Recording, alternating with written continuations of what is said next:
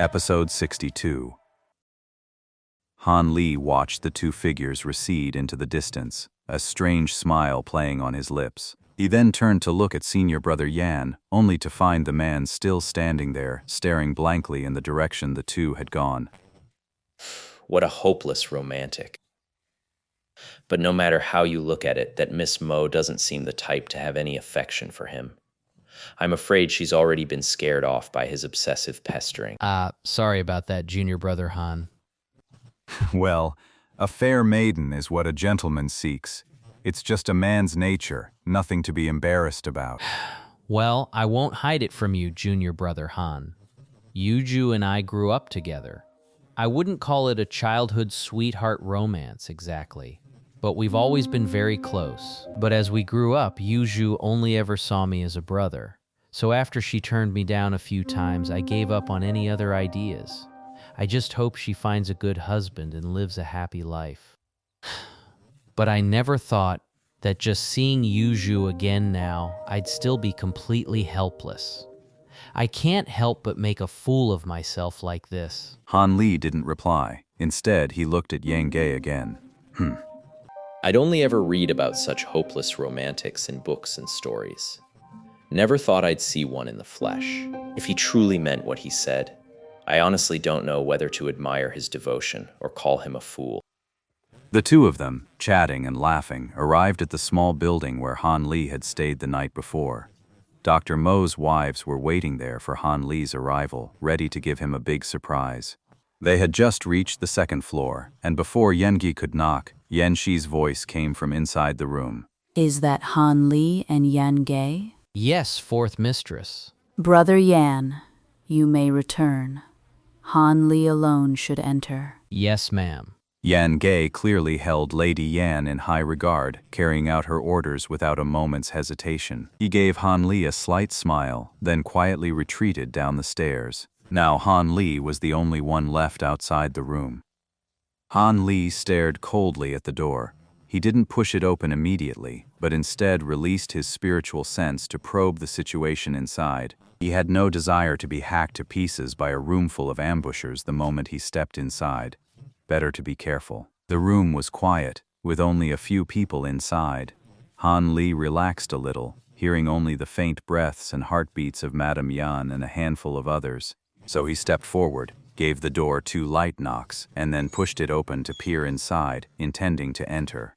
But what he saw inside made Han Li's face change drastically, his foot freezing mid-step. It was the same room he had visited the night before, with the same tables, chairs, and decorations. The only difference was the attire of the beautiful women. The several beautiful women, including Madame Yan, were now all dressed in white mourning garments, sitting upright on several chairs, their cold eyes fixed unwaveringly on Han Li. Han Li's face had gone pale, but it wasn't from fear. It was pure rage at the dead Dr. Mo. That old fox got the better of me again. That letter, it was just as I suspected. There was more to it. And these tigresses have already learned of Dr. Mo's death from it. It seems they were waiting here for me, the one who killed their father, to walk right in. Han Li took a deep breath, strode into the room, found a single chair without ceremony, and sat down boldly opposite the lady of the house. He then stared at them in silence, waiting to see just how these women intended to deal with him. Clearly, Han Li's brazen move to tear off all pretense had caught Madame Yan and the others completely off guard. They were thrown into disarray, their expressions a study in contrasts. Second, Madame Li's face was ashen, clearly enraged by Han Li, this junior who just yesterday was calling her Madam Teacher and today dared to stare them down so brazenly. He came from a scholarly family, a man who prized seniority and proper respect above all else. So when faced with a junior like Han Li, who showed no reverence for his teachers or elders, how could he not be trembling with rage? Third, Madame Lu, however, was quite different from Madame Li. Far from being angry, she looked Han Li over with considerable interest. But her astonishing allure made Han Li afraid to look directly at her, letting his gaze just sweep past her face. Yan Shi and Wang Shi reacted similarly. their gazes fixed on Han Li with a cold, unreadable intensity. You have quite the nerve, my husband's final disciple. Honored masters' wives, if there's something you wish to know, or something you wish to say, please speak plainly. I don't want to hear any nonsense, and I don't intend to waste my breath on it either. Han Li knew that arguing was pointless. It was better to cut to the chase and get straight to the heart of the matter. The fact that there's no expert lying in wait inside means these women aren't planning to make a move against me right now. So, either they have some reservations, or they need something from me. In that case, there's even less reason to be polite with them. Dr. Mo's death was his own doing. I have nothing to be ashamed of. You. Even someone as experienced as Madame Yan was left speechless by Han Li's blunt, unyielding tone. Fine. Then I ask you, did my husband die by your hand? The second madam could hold back no longer. The fire in her beautiful eyes was almost visible, her ladylike composure utterly gone, replaced by a face twisted with pure hatred. This Lady Li is quite forthright, laying the most critical issue right on the table. You could say he died by my hand, or you could say he took his own life. This statement left the women across from him, including Lady Yan, momentarily stunned. They had expected Han Li to either flatly deny it or brazenly admit to it. Instead, he'd come out with something utterly baffling. Second Madame Li was taken aback for a moment, then furious, flew into a rage, convinced Han Li was toying with them. What nonsense are you spouting? It was clearly you who did it. How do you know for sure I killed him? Did you see it with your own eyes? Han Li knew perfectly well that the letter had been written before Dr. Mo himself was killed, so it naturally couldn't state with absolute certainty that he had died by Han Li's hand. So, the letter likely only contained some speculative remarks for his wives. That's why Han Li could refute it without a second thought. Since you put it that way, then recount for us exactly how my husband was killed. If you truly had nothing to do with it, we wouldn't falsely accuse you. Accuse me? What a load of hot air. Do you really think I'm afraid of your Mo manner? If it weren't for the fact that Master Mo was my teacher for a few days and taught me a fair bit of medicine, and that bullying a woman would be a bad look, I could wipe out every last soul in your manor with one hand. Han Li's words were ice cold, his expression turning sinister. His mind was made up.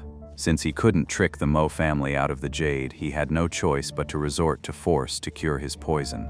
Han Li planned to show a bit of his skill, let the Yan family know what he was capable of, and then use that opportunity to forcibly take the Warm Sun Jade. At first, Han Li's harsh words left the Yan family stunned. But that shock quickly gave way to sneers. Third Madame Lu was laughing so hard she doubled over, her whole body shaking with mirth. Clearly, these women didn't believe a word Han Li said. But not long after, the smiles on their faces froze solid. Because at that moment, Han Li extended a single finger, and a ball of flame suddenly appeared at its tip. The moment this wine cup-sized fireball appeared, the temperature in the entire room shot up, making the women feel as if they'd been plunged into the sweltering heat of midsummer. Han Li then cast a cold glance across the room, intending to find some object to serve as a target for his fireball technique and teach these women a lesson. But before he could act, Madame Li let out a cry, her face a mask of fear. A cultivator. The other women also paled, their faces losing color. Even the usually icy fifth madam was visibly shaken, her gaze toward Han Li now filled with astonishment. These women know about cultivators? You're really a cultivator? Han Li didn't answer. Instead, he flicked his finger, sending the fireball streaking toward the table beside Madame Lu. In the blink of an eye, the table was reduced to ashes. The sudden move gave Madame Lu a terrible fright, draining all the color from her face. She scrambled to her feet, stumbling back several steps before finally coming to a halt, her heart still pounding. Han Li's gaze locked tightly on Madame Li, who had just uttered the word cultivator. Second, madam, how did you know about cultivators? Have you met other cultivators before? Li grew fearful, deeply wary of Han Li's identity as a cultivator. Don't ask, second sister. I'll tell you about cultivators. Beside them, Lady Yan leaned back, closed her eyes, and cut off Han Li's questioning. Could you tell me about it? There's nothing to hide about this. Many people in Jiayuan City know of the existence of cultivators. Some have even witnessed their battles outside the city walls with their own eyes. I've heard they can summon wind and rain, conjure fire and mist, each one like a living immortal. As she said this, Yan cast a strange look at Han Li. Oh, I see. Han Li smacked his own forehead. He'd forgotten that this garden city was no small place like Rainbow Cloud Mountain. It probably wasn't all that strange for a cultivator to have shown their face here. Hadn't he just seen a man in blue yesterday,